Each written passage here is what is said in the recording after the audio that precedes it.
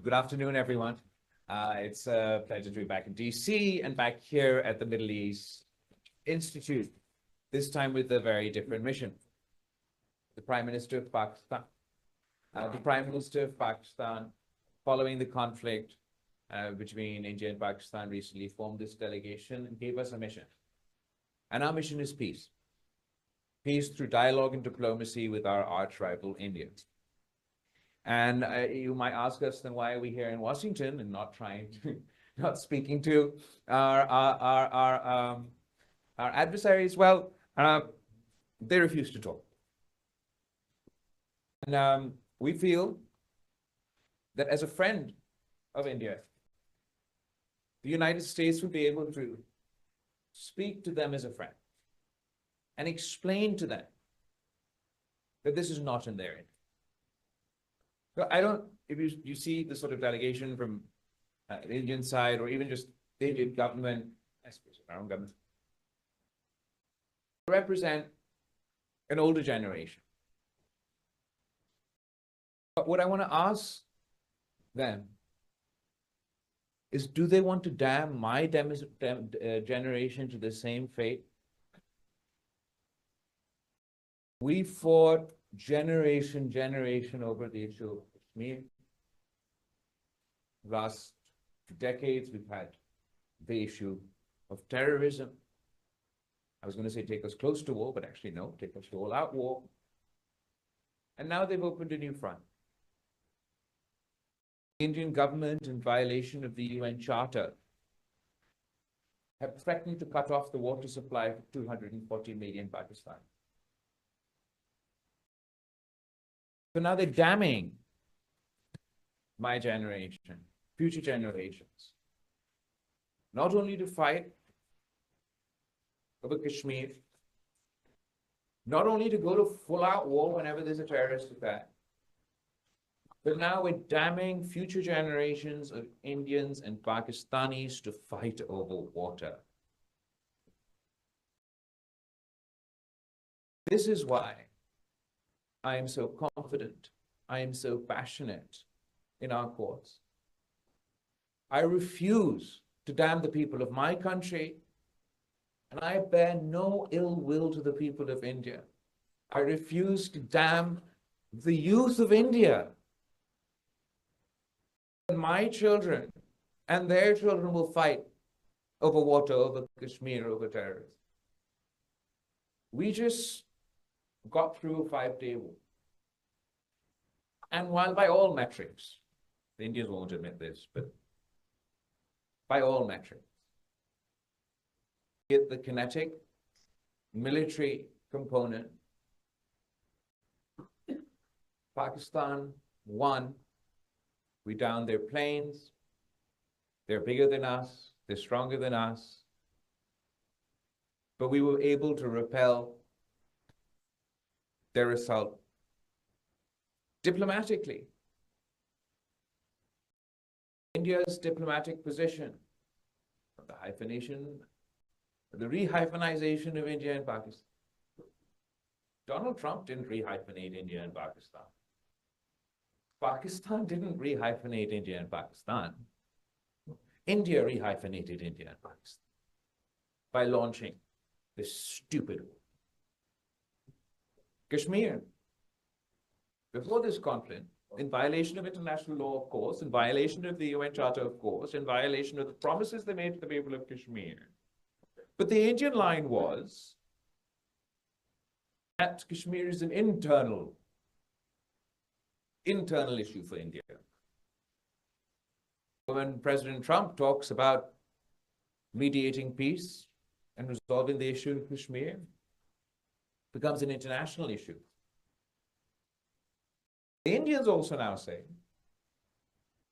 as a result of this 5-day war, that Kashmir is a bilateral issue between India and Pakistan.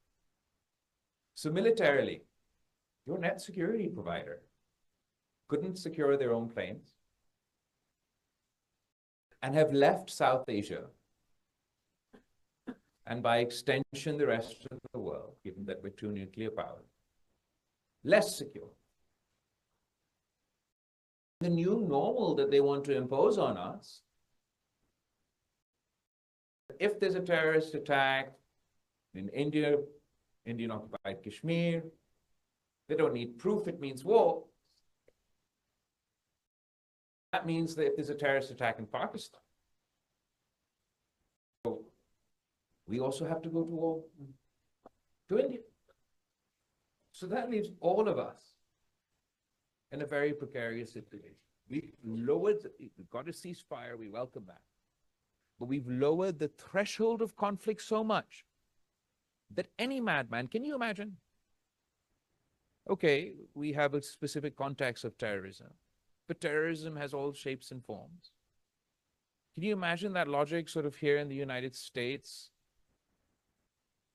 Any wild act of violence by someone from another country, you mean immediately you launch into war? This exposes India, it exposes Pakistan to an extremely dangerous situation. Not only do we not take on the terrorists, because we're taking on each other rather than the people who actually conduct these attacks, but we also endanger the lives of both our countrymen. And the way we saw the nuclear escalation, the way that the escalation ladder rose so drastically during this conflict, it's not too much of a stretch of the imagination to think that by the time there's another conflict, perhaps there won't be time for President Trump to intervene. All things go horribly, horribly wrong. So when I say we are here to pursue peace, it is because we believe it is the only viable path forward, not only for India and Pakistan, but also the international community. India may have 1,000 issues with Pakistan. If you're going to refuse to talk to Pakistan, those issues will remain. Obviously, in this case, the terrorist attack that took place in Indian-occupied Kashmir, this time round, Pakistan had absolutely no role whatsoever. We offered an international impartial inquiry immediately. India refused. If the facts were different, the United States policy in this context would also be very different. The truth of the matter is we had nothing to do with this. But terrorism is a problem. I know that the US is left from Afghanistan and there are other issues in the world, but just because you're gone, it doesn't mean that terrorism's over. In fact, we're in a far more precarious situation today than we ever were before. The US withdrawal from Afghanistan has left a vacuum in that country. And I'm not even saying that goes so far as to doubt the intent of the Afghan regime. Let's give that sort of, let's say, no, they too are committed to ensuring their soil is not used for terrorism. It doesn't change the fact they do not have the capacity. They don't have a standing army. They don't know CT. The US, Pakistan, we've developed this tool, this skill, this aspect of our policing, our military, over the course of 2, 3 decades, even more. And there is a soup of terrorist groups in Afghanistan. Before, when NATO was there, and there was the there was the Afghani government or the Karzai government, whatever, varying degrees of effectiveness, but you had all of NATO's might, plus that's the government in place, hounding these groups, fighting these groups. You didn't eliminate them. We never accused you of tolerating them or supporting them. The fact is that terrorism and combating terrorism is an ongoing process. Once you've left, okay, maybe they took a break for like 6 months.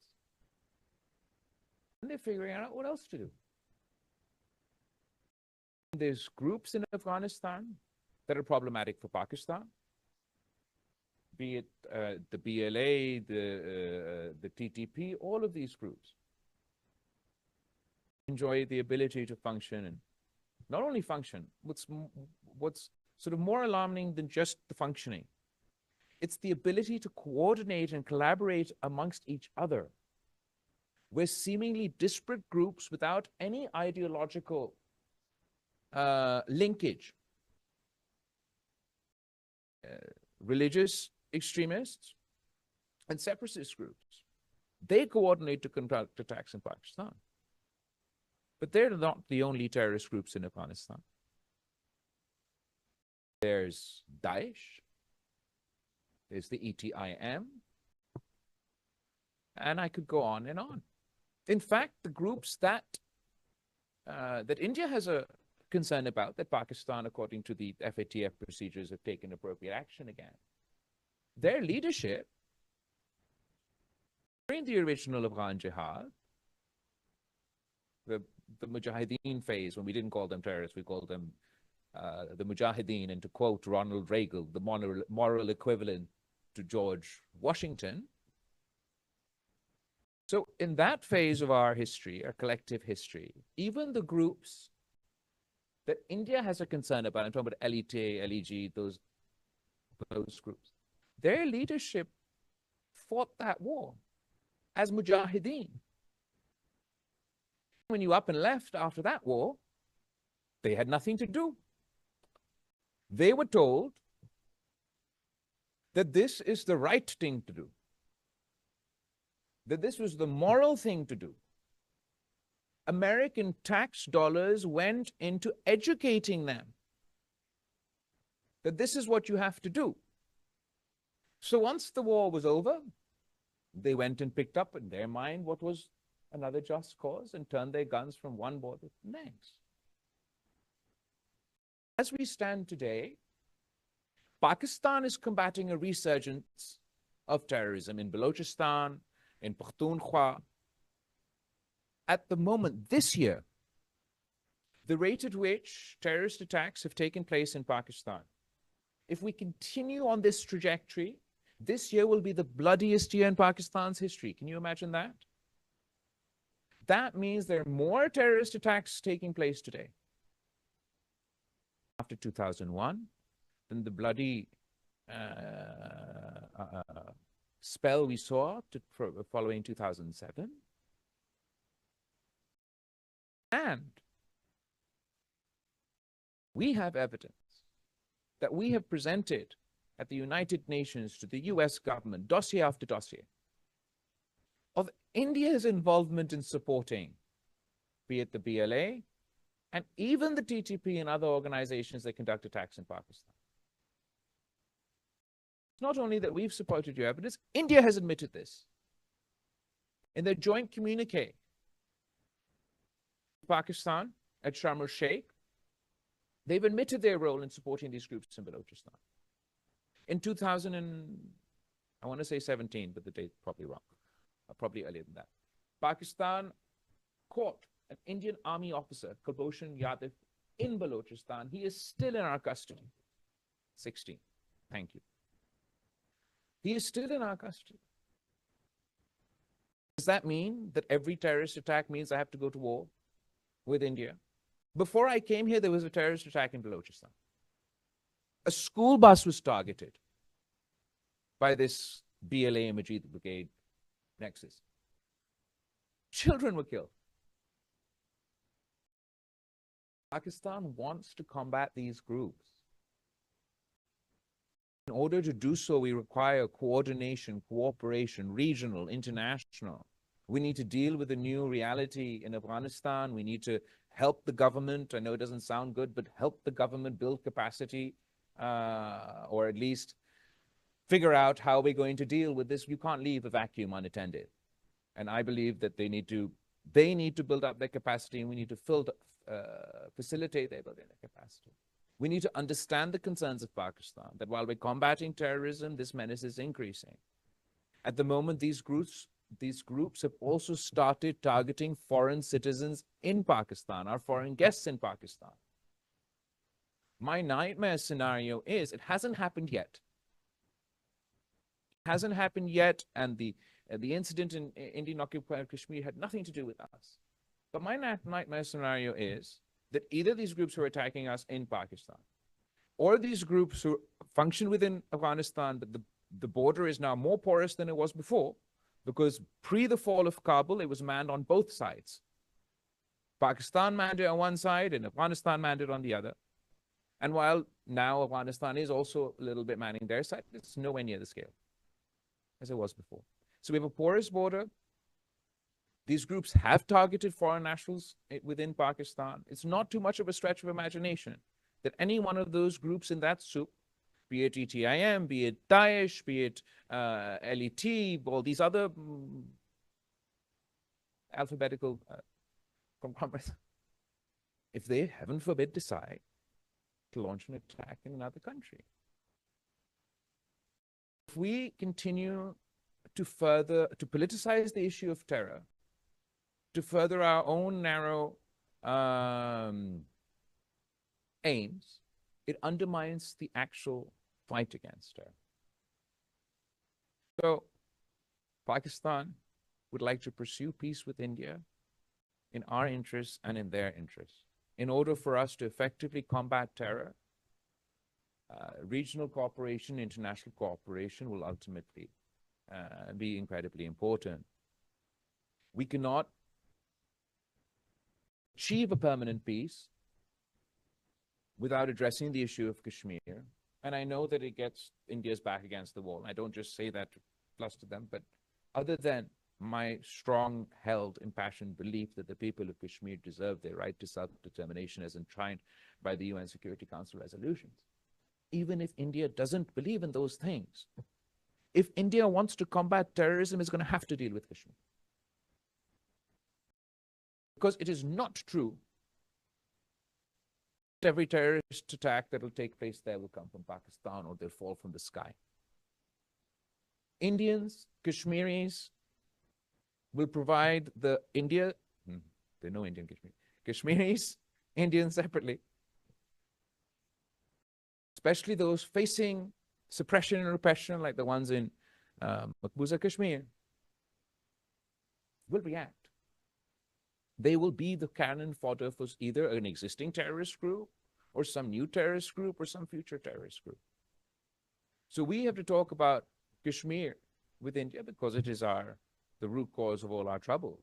But also because if India is serious about combating terrorism, they have to create a more conducive environment in Kashmir. You can't cage an entire population and expect bulldoze their houses, find them with pellet guns, and expect them not to react. So we have to talk terror. We have to talk Kashmir. And finally, we have to talk water. No civilized country can endorse this move.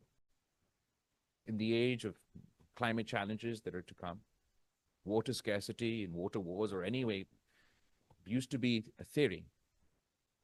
India shutting off Pakistan's water supply is laying the foundations for the first nuclear water war. You've said that cutting off our water supply would be an act of war. We don't say it in a jingoistic manner. We don't say it with any relish. It is an existential crisis for us. Any country on the planet, no matter their size, their strength, or their ability, would fight for their survival and fight for their water. India must abide by the Indus Water Treaty. The United States, other countries across the world must take a firm stance that they will not allow India to not only violate the Indus Water Treaty, but take their threat forward. You cannot allow this precedent to be set in the Pakistan context, because we'll fight the first war, but it won't be the last. If India is allowed to cut us our water, that means that every upper riparian with hostilities to a lower riparian now has a carte blanche.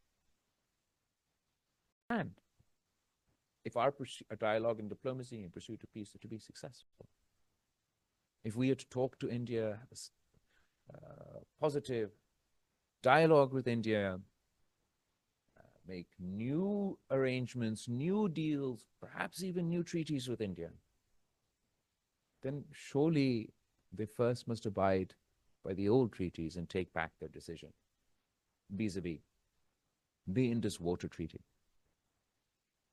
India has belligerently refused. They refused cooperation on terror, you saw it. The Prime Minister of Pakistan said, let's have an investigation. They said no. They refused President Trump's mediation, currently refusing dialogue. All that means is there'll be more terrorism, there'll be more war, and there'll be no peace. The Prime Minister of India and his government may want to damn his people to this fate. I refuse to damn my people, and I refuse to damn the people of India to this fate, which is why my delegation and I will be traveling from capital to capital with a simple message. We want peace, and we need your help. Later today, we'll continue our activities, engaging with officials here in Washington, D.C. From here, we go to London. From London, we go to, I want to say Paris, but maybe Brussels and Strasbourg also, to Europe. And we'll keep at it until our neighbors realize that it's in their interest and in our interest to sit down across the table and figure out our issues. There's no military solution to any of our problems. And there's so much more that we can achieve together than we can achieve apart. Surely, India and Pakistan working together, we can eradicate terrorism from the subcontinent. India and Pakistan working together can create that conducive environment in Kashmir where the people that live there can live there free from repression, suffocation, and actually see prosperity. India and Pakistan's cooperation obviously would require the waters to flow freely, but rather than, but it should lead to broader cooperation. The challenge of climate change and water scarcity is a challenge for Pakistan. It's also a challenge for India. How are we going to face the coming decade? We've already experienced devastating flood, droughts, the manifestation of climate change in various forms. I believe Pakistan and India working together can meet that challenge as well. If we don't rise to this occasion, then let there be no mistake. Blame for the carnage, the devastation, the scourge that war leaves will lie at the footsteps of Narendra Modi and his government. You've heard today, I don't want to go into repetition, litigate our views on each other. We think they're extreme. They think we're extreme. But, I mean, here in America, you witness it. There's Pakistani diaspora, there's American, there's Indian diaspora. We're not going to war on your streets. In the UK, there's a Pakistani diaspora, there's an Indian diaspora. We get on together very well. The problem within India and Pakistan at the moment is there's such a cutoff of any form of interaction. It's not just that our government aren't talking to each other, our artists aren't talking to each other, we don't have the same people-to-people contact, business-to-business. We don't trade. I'll end on that note. Trade. Your president is engaging in trade discussions with both India and Pakistan. And hopefully he's going to get you a big, beautiful trade deal with both India and Pakistan. But if India and Pakistan aren't trading amongst each other, there's only a limit about how beautiful that trade deal is going to be. If India and Pakistan are not only trading amongst each other, then the economic benefits for your trade deal enhance. If India and Pakistan are trading amongst each other, it also means we allow transit trade, which increases the effectiveness of whatever trade deal is about to come about. And ultimately, if we are able to achieve peace in South Asia, unlock our economic potential.